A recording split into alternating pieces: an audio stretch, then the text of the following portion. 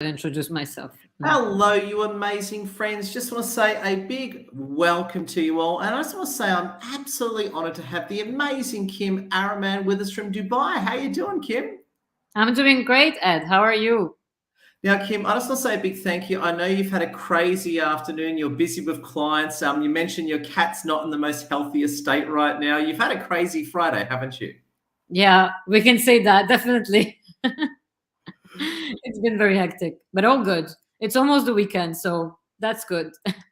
Oh, well, look, thank you so much. I won't keep you long. I just want to grab you just for our fans around the world to talk about you as your career coach, get some interview tips from you, and just learn about Dubai. And I just want to say, firstly, please tell us what you do, amazing Kim.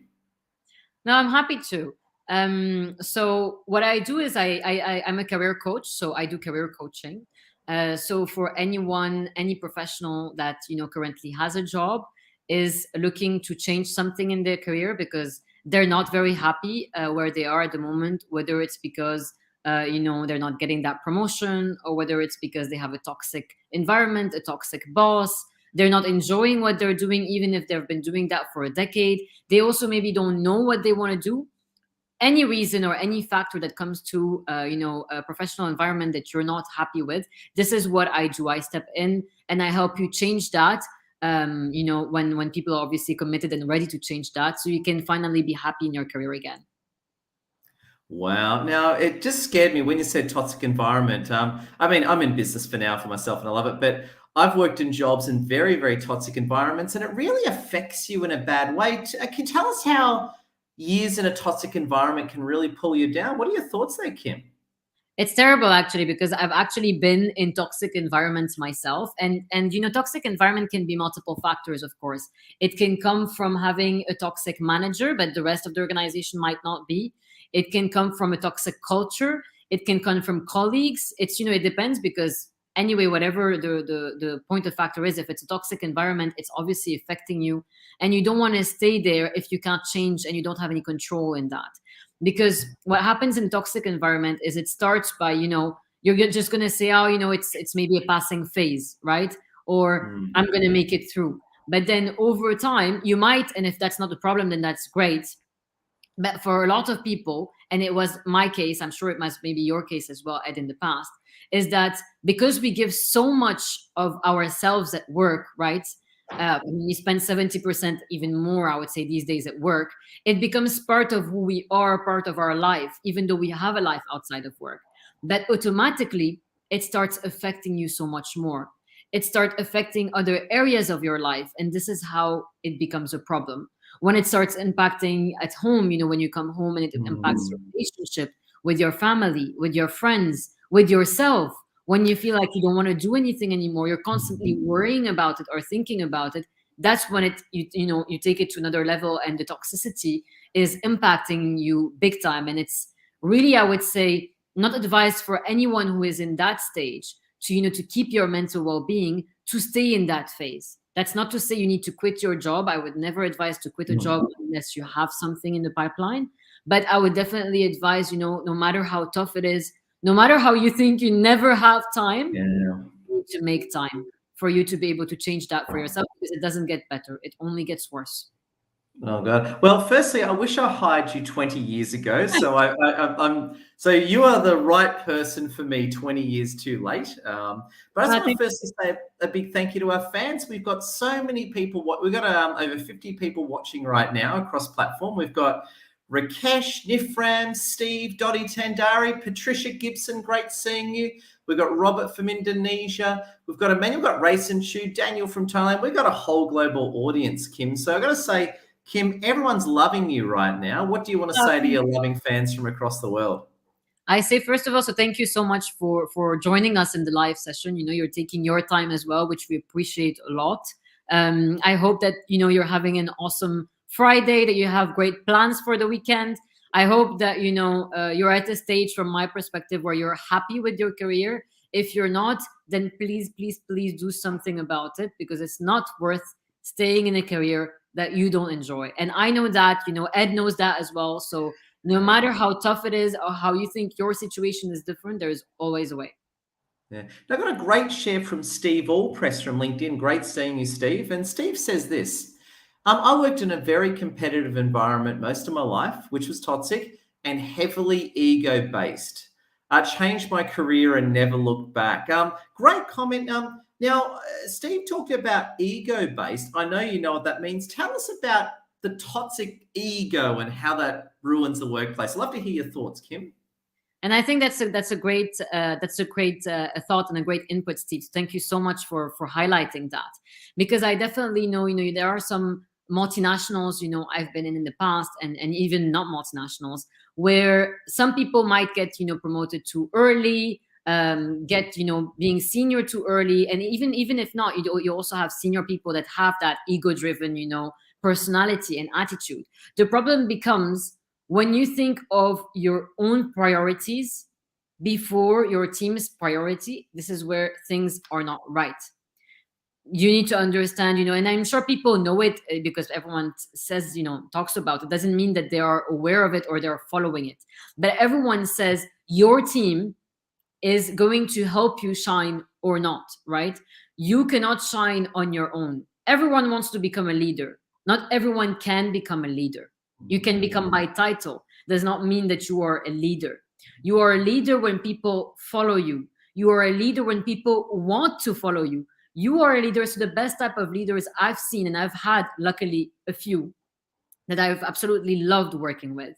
And these are the people that, I would say would make you want to kill yourself is a big word, but obviously it's a hypothetical scenario, but would make you like, you wouldn't mind working extra hour. You wouldn't mind doing that extra mile for them, because they've got your back, because they would appreciate you. They recognize that. And that's the difference between ego-driven people and non-ego-driven people. And they accelerate so much faster. Wow, incredible. I was just going to ask you as well, Kim. And you're in the beautiful place of Dubai. As you know, I come from a Persian Arabic background. So, I absolutely love Dubai. I was going to ask you just a complete different change of pace. I know a lot of people who love Dubai and would love to live there. What's it like living in Dubai? Just as a random intermission question. Well, it's completely different actually from anywhere else in the world. It's actually a bit, I would say the closest might be Singapore. I don't know if you have any Singaporean or Singapore residents in the call, but it's the closest I would say to Singapore, because obviously it took a lot of it from there, right? But I would say Dubai is actually a great place to be in at the moment, because despite the expo that just finished, it's a booming place where they're always looking, and that's inspiring actually about Dubai and the government. They're always looking for the future. Nothing is impossible, right? Like they went to the moon, and as Arabs, they're probably the only ones that will maybe be going to the moon for the next few years, right? Nothing is impossible for them. Sorry, until they make it happen. And I think this is inspiring for all of us, even as a vision. When you say that, they, of course, you would say, some people would say they have money. They might have money, but it doesn't make it more possible, right? If you think about how Dubai was, and I know a lot of people that know Dubai would see that iconic picture of a desert becoming like a modern city, but it is the reality. They still made it happen in 50 years time and less. They made that happen from scratch. Yes, you can have money, does not mean you will arrive to the outcome of what they have. It's also more important to have a vision, and that vision becomes a reality. That's what we can get inspired by, I would say, from Dubai. And of course, we don't know what's next, but I'm sure that there is lots of things that are next that they're working on, which we're all excited to know what's in the next 50 years to come, right? Yeah. And imagine, as a career coach, I can imagine you've got a lot of great people wanting to come to Dubai and people in Dubai who want to get promoted. I just want to ask you first, to those wanting to get a job in Dubai as a career coach, what's the best way of doing it? I get asked this all the time. Can you get a job from outside Dubai, or do you need to be there to get the job? I wouldn't say you need to. Obviously, it's best to always have a foot in the place, even if it's as a visit, visa for a couple of months, because it's always best to have that. But I've also helped people, make the switch. I don't work just in Dubai, so I work also across the globe. So I've helped people move from Europe to other countries and everything. So it's definitely possible, but it requires 100% commitment, 100% effort, patience, and really to want to be able to do whatever is possible for you to be able to get there. Got it. So you've got, and I know this, and I'm saying this more for our wonderful audience, you've got that power and ability to help coach someone with that motivation to change countries, go for the job that they want. In fact, I was going to ask you, again, not asking for names and protecting privacy here, but you can tell us about one of your most successful clients that absolutely took off. Again, hide their details, but tell us their story and how they went about it. Just curious, Kim. I need to try and choose one. That's the thing. Please hide their details, mask their details. Just curious. Yeah. And then, I mean, people would know, I mean, even when I share my testimonials and everything, I always change names and acronyms just for confidentiality purposes. But obviously, I've had a lot of, I've been doing that for more than a couple of years now. So I've had a lot of successes. I would say, I mean, usually I have, when I follow a specific program that I have 97% success rate of getting people what they want to do, because it's a joint effort, right? Together, very important to say. It doesn't rely on me. It relies 100% much more on the other person with my support in terms of commitment and everything. But a lot of my success stories, I would say, one of them that I'd love to share is one of my very few beginners, I would say. So it was a person who came to me, was a bit older, so had an age limiting belief, problem. So he was working in the construction industry, and he was around, I would say, 50 plus in terms of years, right? And this was right at the beginning of the pandemic, when the pandemic hit. And you can imagine, as a 50-year-old person in the construction industry, when COVID hits, how are you going to feel? You're going to be probably like, going in panic mode, saying like, how am I ever going to get a job when there are no construction works happening anymore and everything is at standstill? And I'm older than the other, the rest of the crowd who are younger, might be, taking less of a package, etc. But we worked on his limiting beliefs. We worked on everything he had to have in terms of things, and we worked on that framework together to make a plan specifically for him, for his situation. And he was able to get a job in 2 months' time in a company that he was super excited about, because we helped him look at his achievements and make use of that instead of focusing on the age and the situation that you cannot control that is around you. It's always about thinking of, what can I control to make a difference for myself, not what is happening around me that I have no control over. And that's how you can change things for you. Wow, incredible. And that's just amazing. And I was going to ask you, let's say for those in Dubai, we'll keep it easy. Let's say for those in Dubai or anywhere in the world, let's talk Dubai for the moment. So let's say someone wants to get promoted, and they want to get promoted, let's say within their company, or get, a better job, right? But they want to get promoted, be it in their own company or not. What do you say to those people? I mean, of course, hiring you is a very smart step, but once they've hired you, what's the next thing they should do in terms of getting that promotion? So I've actually worked with a client of mine as well, that was coming from an advertising background. And she has been in her company for a few years now. I think it was around 3 or 4 years. And at some point, so before these 3 years, she was always stepping up, right? Getting that promotion, that visibility, everything was going great. And she was still doing a great job in the last 3 years or so that she was still there. She was just not getting that promotion, because it was still not coming through. So we worked together in terms of making sure that, that promotion happens to her in terms of things.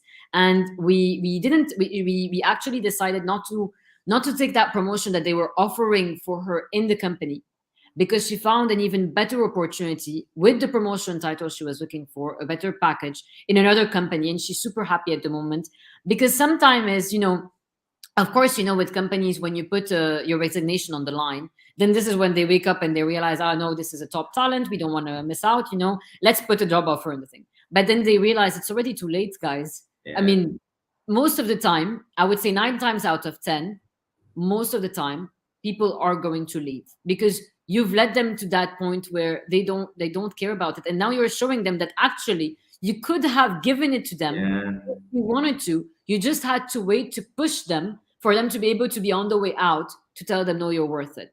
And that's really like too late. It's funny, having this conversation with you is traumatizing me, because it's bringing up my old, not because of you, you're awesome, Kim. So I just want to make it clear, we love you, Kim. It's bringing up a lot of buried traumas in me about my career days. So I'm having all these flashbacks about some of the worst bosses I had, right? Mm. And I remember it's funny. So thank you, Kim. I probably need to see a therapist now. This is really good. Some good therapy here. But I remember I had this great company. I won't mention who it is, but it's a top global chemical company. Great company, by the way. And I was in the job for about 4 years. The first 2 years of my job was fantastic. Then we had a new evil boss come in. So I went from basically an Elon Musk-ish nurturing boss to basically, I would suppose, like having Hillary Clinton as a boss, right? It really took a big slide, right? And no offense to Hillary Clinton loves out there. My mum loves Hillary Clinton. But what was interesting is that I went from loving my job to really hating it. And what was interesting, I had a few rough years, but I eventually got a brand new job. And I put in my resignation. And the moment I put in my resignation, within 1 week, they were offering me that promotion. And I was angry. I was like, what the hell? You guys have kind of screwed up my life. And I've worked my butt off to try and get my life back on track. And now you're doing this to me. I was angry. I actually found it very offensive. Have you heard of stories like that, Kim? What are your thoughts on that? 100%. Oh, just a moment. I'm gonna answer in 5 minutes. So 100%. I mean, in terms of the issue is you're already frustrated from a few things. You're frustrated that you've been giving it your all, for a couple of years, and you've been given. It's not that you had a performance issue, and then therefore you're not getting that promotion, right? It's just for whatever other reason they're telling you, it's not the time, we don't have the money, whatever that is. They're not giving you that promotion. It's frustrating because you're like, okay, but what's next? So you want your career to grow, but you can't see a growth. At the same time, you were happy in the company you were in. So you're not necessarily looking outside because you're happy. But after a few months, that happiness is going to fade away when you start getting more and more frustrated. Where am I going now? Where do I go from here? In terms of things. And of course, it's also frustrating when you see that if you really couldn't, you still wouldn't offer me something in the first place. And you would say, we're really sorry to see you leave. Hopefully we'll work together one day when we are able to offer you that thing, and we'll call you back as soon as we can. But when you see that they get to that stage, you could have done that before. You just didn't want to make the extra money. I'm saying maybe it took some effort for them to get it, for sure. But you still could have done that before because you knew I was already at that stage. You don't have to wait for people to give you their resignation, because this is when 95% again of the time, they've already made up their mind. Yeah. No matter what you're going to give them. Wow. Just amazing. Now, Kim, I know you're a busy lady. We've got to leave you to it. So I just want to, and I know, again, thank you again. I know it's a crazy Friday in Dubai. You've got stuff going on everywhere. So to our fans watching around the world, if you're watching the recording or live, please connect with Kim right away. Please like, share, and comment. We just love you, Kim. Kim, I'd just love to hear some of your closing thoughts. What are some of your closing thoughts and advice you want to impart on our wonderful fans across the world? I always say something, right? So for me, it all starts with you. When you want something, no matter what circumstances you are in, it's not about luck. It's not about anything else. It's really much more about you wanting it enough to be able to get it, that you will do whatever is possible for you to be able to achieve that. The difference is some people don't have the drive to continue having that. You need to find the drive in yourself. Some people are ready to throw the towel, 1-2 months after they don't see results, not because they're not putting efforts, because they are impatient in terms of seeing results. And I know how impatient is, because I struggled with impatience in the past, right? Wanting to see, and we all do, wanting to see results in the first place. But you need to keep it going. And the only way you're going to keep it going is when you realize and you discover the purpose of why you're doing that in the first place. When you understand what that is and you're clearly 100% aligned with that, you're still going to keep your drive no matter, how long it takes for you to be able to achieve that. Oh, brilliant. Well said. Kim, thank you so much. And to our big fans across the world, we really appreciate you. And Kim, if people want to hire you or purchase your programs, what's the best way they can go about it? I would say, well, there is my website if they want more information, but definitely the best way is always to send me a DM on LinkedIn, and I'll chat with you. Just keep in mind that I usually take 24, 48 hours to respond back. I don't just respond back straight away just because of the backlog and everything. But LinkedIn is definitely the easiest way to reach out to me, so we can have a chat as well in the meantime before.